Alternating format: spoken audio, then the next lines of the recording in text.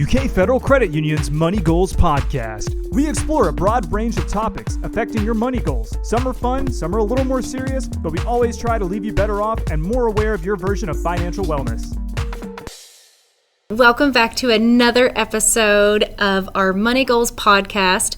We had such a great response for doing our last video podcast with Cash Daniel that we decided to come back and do it again.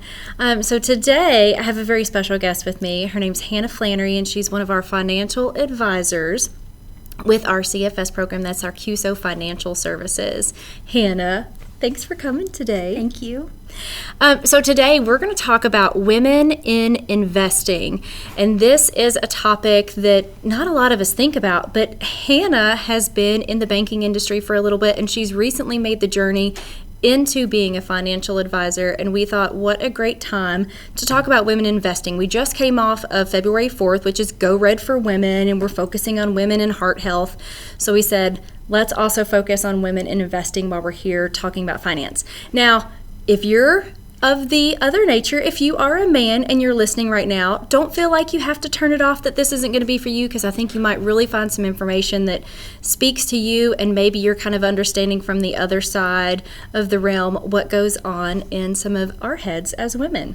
So let's talk a little bit about Hannah. I want to let you introduce yourself to all of our listeners. Can you tell us a little bit about what interested you when you started to come into the financial industry, or what made you really feel like this was home for you? At Morehead State, where I'm from, and I knew I wanted to be an elementary school teacher. I knew I wanted to go into education, but a part-time job as a teller opened up at a local bank there, and that's really where I started. But I realized after I got promoted to a full-time teller and I was spending more time, I was working full-time and going to school full-time, that finance or something in the banking industry was really more up my alley. I wasn't sure anymore that I wanted to be an elementary school teacher. So I did switch my major, and I decided to do something. At least I had a minor in business management so that I could graduate on time, but I stuck with the finance industry. Do I remember correctly that you also had some experience while you were in high school, that you worked at like your school bank or whatever? We had, it was called the Viking Independent Bank. It was, we were the Vikings. And so I actually did lunch loans. Like, people would take lunch money out to pay for their lunches, and they had to pay it back. So there were also savings accounts. They could start saving money as well. So that was really cool. That was like my very first taste, I guess, of banking, but actually started at a bank as well. So. But yeah, essentially thought maybe teacher. That's a very, female-dominated profession. It was right now. Mm-hmm. Yeah, especially in elementary school. So, and that was what I wanted to do. But the longer I spent working at the bank, I just knew that I wanted to stay in something in finance. So, did you feel any sort of resistance to that? Did you feel like maybe you were dipping your toe into? Did you feel like you were going into a man's world? Not at the time, because tellers are a good mix. I would say even some more female tellers. It's more when you get into a little bit higher positions that you feel a little bit more intimidation. So as a teller, I didn't, but definitely as time has gone on, I've gotten a taste of intimidation. Yeah, I entered an industry where it was primarily sales, and it was a very male-dominated industry, and I am a small female. We both are. I mean, like, if you're actually watching the video, we're sitting down, but we're both right at 5 foot, 5'1". Depends on if we're wearing heels or flats. I'm wearing flats today.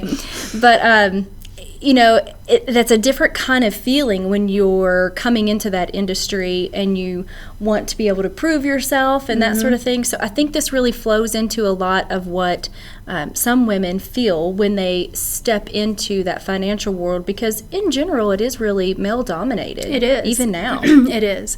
I joined the credit union in 2015, so almost 7 years ago. And I started as a loan officer, and I didn't really have any loan experience before.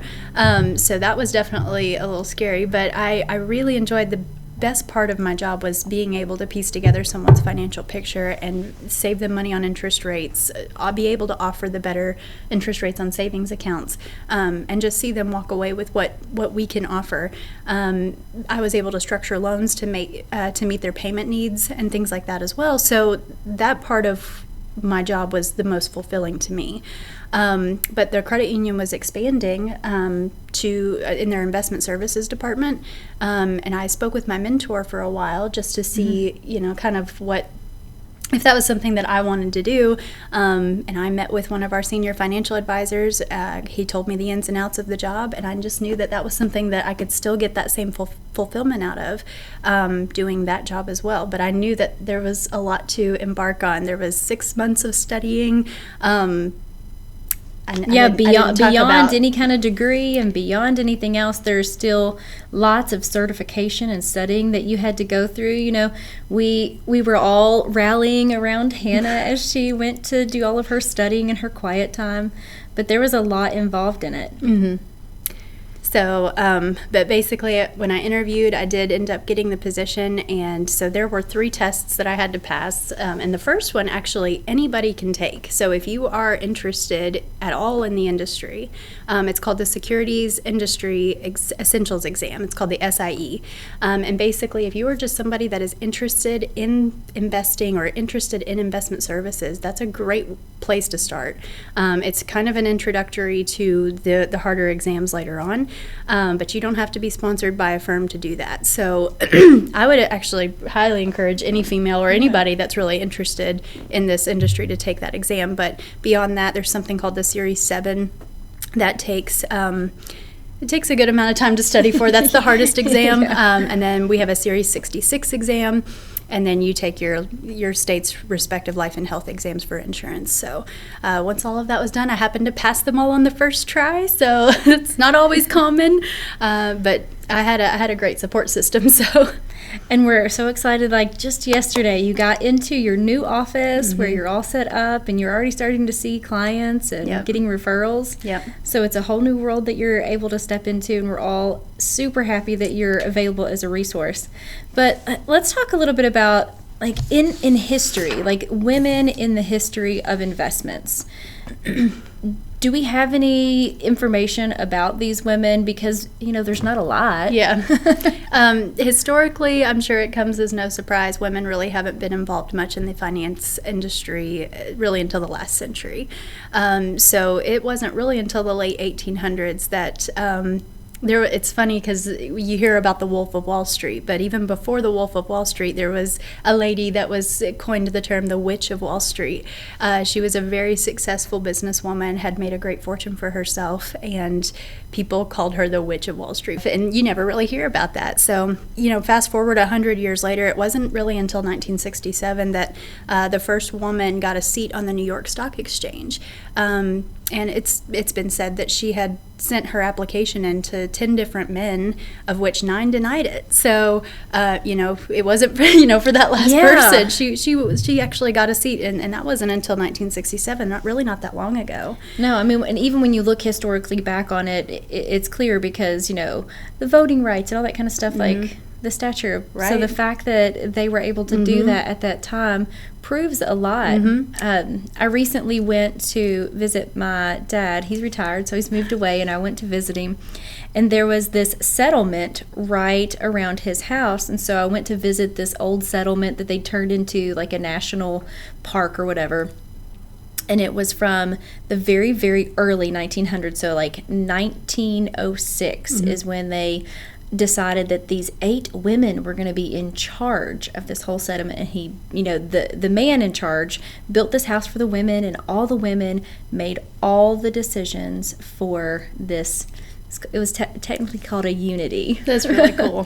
But they were completely in charge, and this was like 1906. And they made all the financial decisions. They made all the that's so business surprising. decisions. Yeah. Yes, yeah. So that was fascinating. Kind of walk around and see what had transpired in that time. Right. But even just the 1960s is when somebody got on the NASDAQ. And really, you fast forward 50 years to 2017, just about 5 years ago, Adina Friedman was the very first female president and CEO of the NASDAQ. So that was just 5 years ago.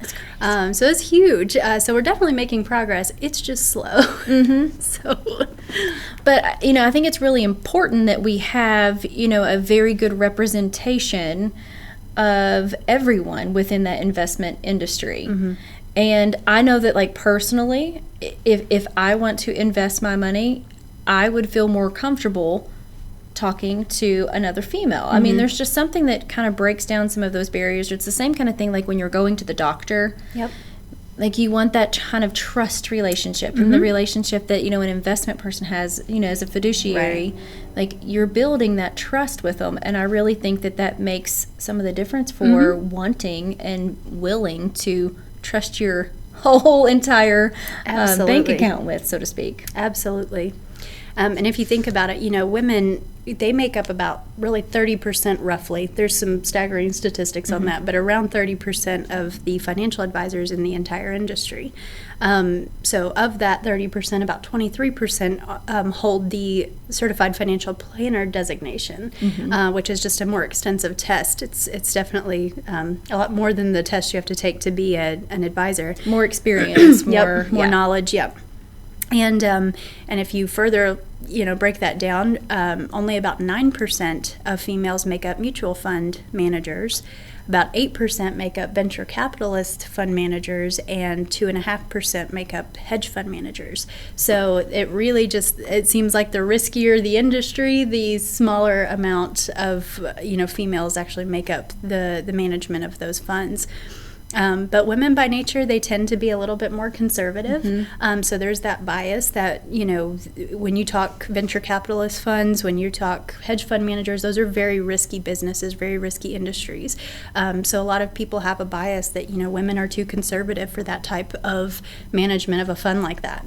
But really, women bring great ideas to the table. And even if we have that nature, there's still good ideas and good things that we can bring. So traditionally, as we're looking, on the forefront of investing, and it makes me think of our credit union itself and our leadership.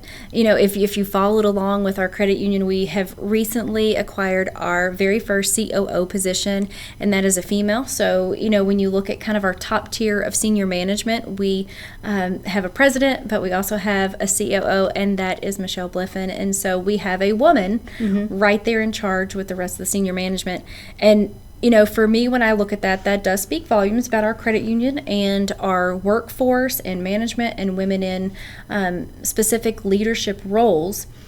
But it also made me think as well, in times, women will flow in and out of the workforce. Traditionally, if we are the ones physically having the babies, I would imagine that, I've seen it a lot personally with friends, myself. I took some time away. I stepped away from my career for a little bit, took care of my babies when they were very young, and then went back into a career.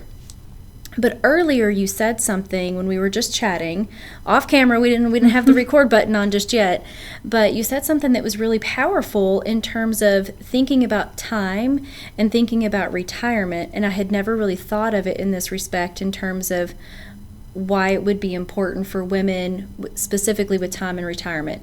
Talk a little bit about why it would be so important to recognize this. And absolutely. So women are twice as likely to stay home with their children for a good portion of their lives, and work part-time. So as you mentioned, they flow in and out of the workforce. So this can lead to significantly underfunded retirement plans or no retirement plan at all when you compare that to a man.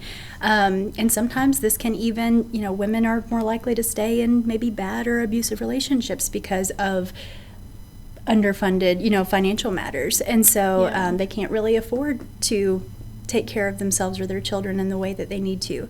And I mean, that says nothing in terms of, this is not about equal pay. It's not about any of that. Like, it's about retirement funds and investing and the time that's attributed to that. And that's truly why it's so important for women, because of the chances of you spending a good portion of your life not in the workforce.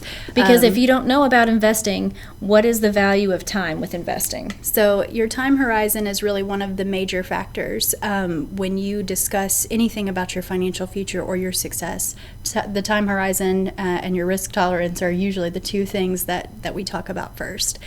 So when you've got 40 to 50 years of time on your hands before you're retired or before you're really going to need access to funds like that, that makes hundreds of thousands of dollars of a difference in what you've got sitting in an account, as opposed to if you only have about 10 years to allow money to grow and invest and try your best. It's that exponential factor to it. Absolutely. So time horizon is huge. So even when you're young and you think, retirement is way down the road, I don't need to think about that right now. The time starts now. Like that now is your most valuable time, because you have such a long horizon for that money to grow.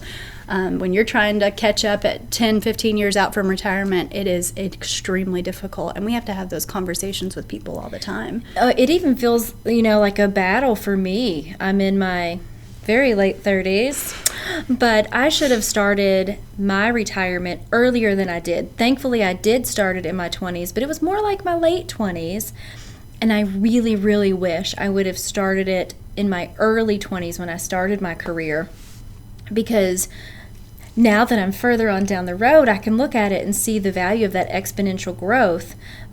But unfortunately, I didn't have a influencer that was, trying to help me through that process. So if you're young and you're listening or you're watching and you're thinking, should I start my retirement fund? I'm only 24. Yes, yes, yes. And I think part of what happens is, when you're younger and you're starting to think about retirement, you're asking yourself, do I have to have $1,000 to get started? Do I have to have, $20,000 tucked away somewhere to get started with investing? What's the answer to that? Does somebody have to have like a certain pool of money to get started? Not at all. Really, you want to have the initial conversation with somebody that's a professional. So just don't feel like you have to have $1,000 or $10,000 to get started. When you think about investing, you're thinking, I need to have a lot of money to do this. And that's not really where you have to start. You want to have the initial conversation with somebody to see what your specific goals are, because it does look different for everybody. You definitely want to, as long as you've got somebody that has the knowledge and experience to guide you, we can figure out your goals from there, and then we'll work on a plan of putting the money into something and getting started. Retirement looks different for all kinds of people. Some people want to buy an RV and travel the whole United States. That is not what I want to do. I hate driving so much. Now, if I have enough money to get a private plane and you can charter me everywhere, I'm okay with that. But don't put me behind the wheel of an RV. I don't blame you there.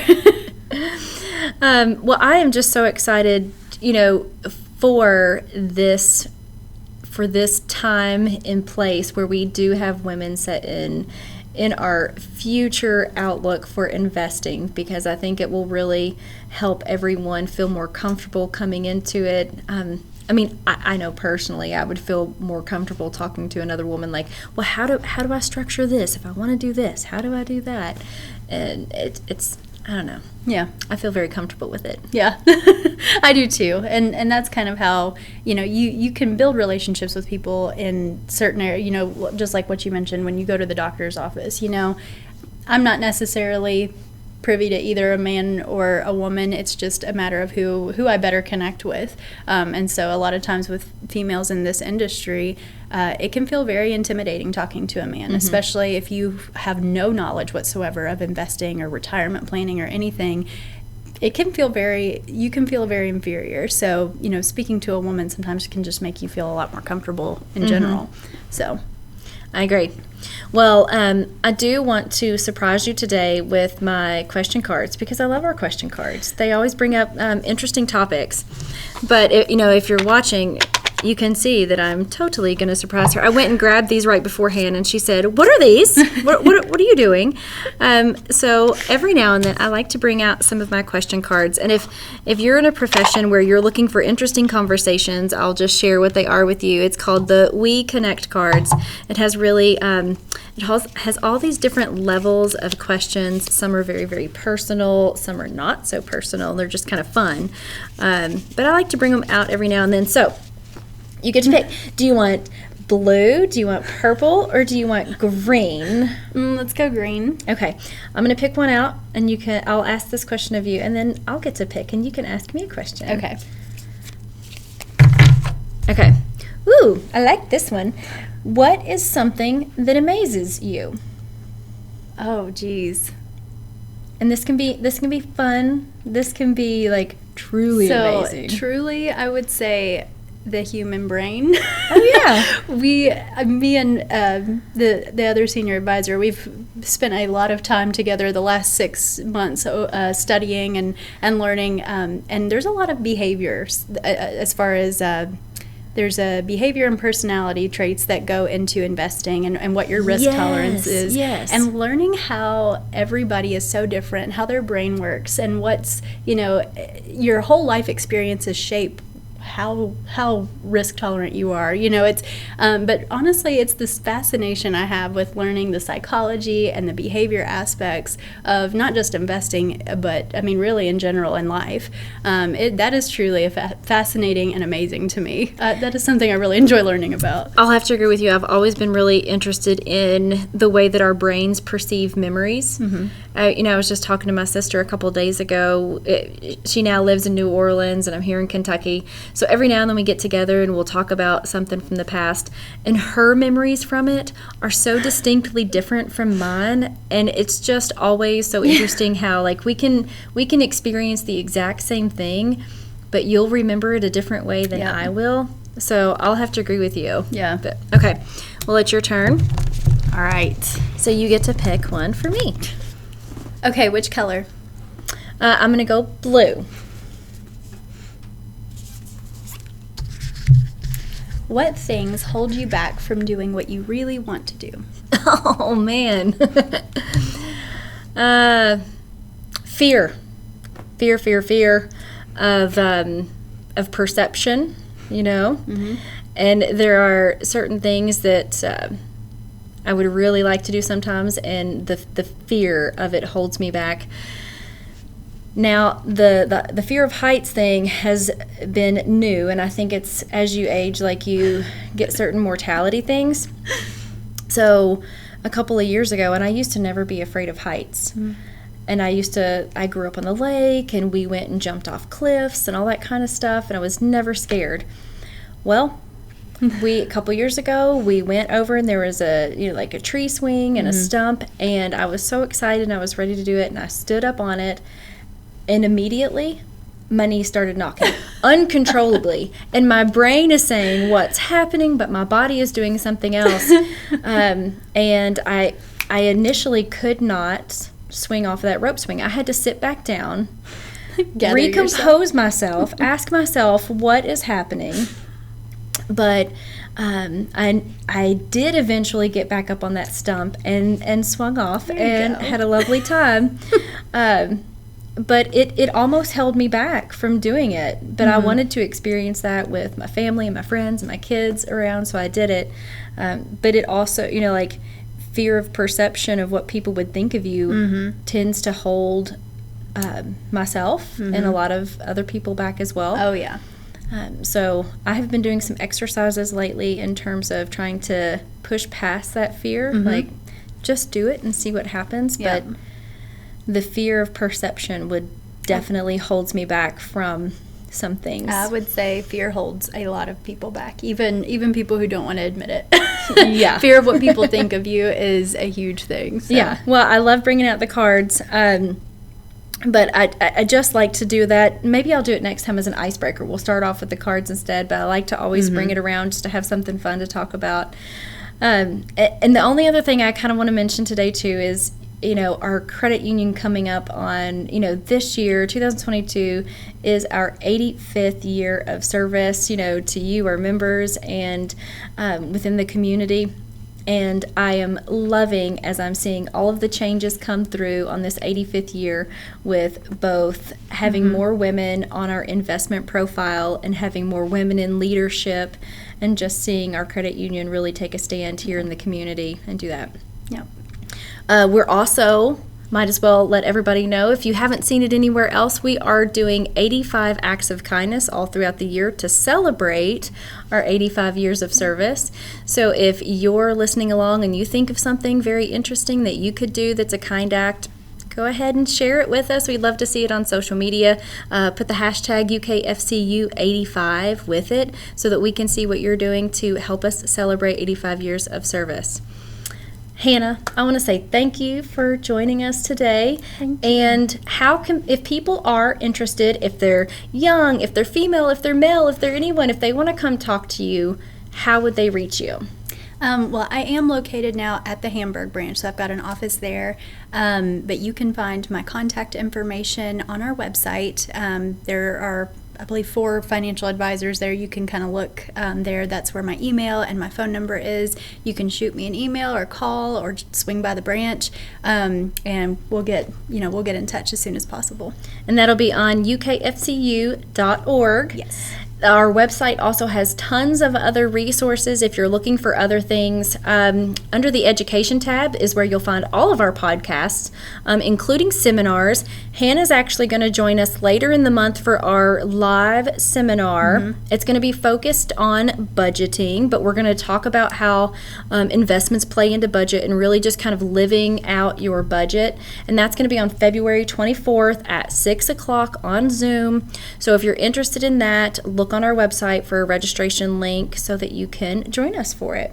All right, thank you guys so much. I hope you have a great day, and we'll see you next time.